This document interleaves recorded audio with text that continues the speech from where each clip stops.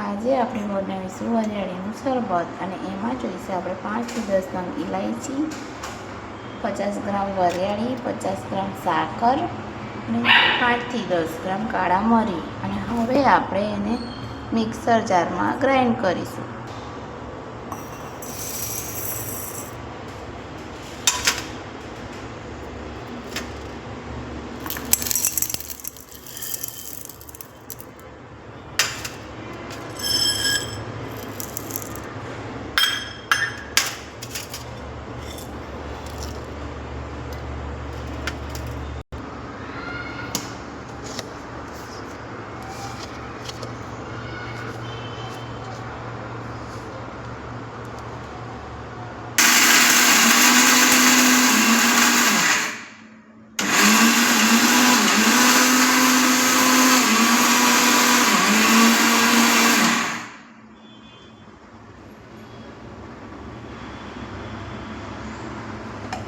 તો ફ્રેન્ડ્સ, જોઈ શકો છો તમે આપણો પાવડર કેટલો સરસ થઈ ગયો છે.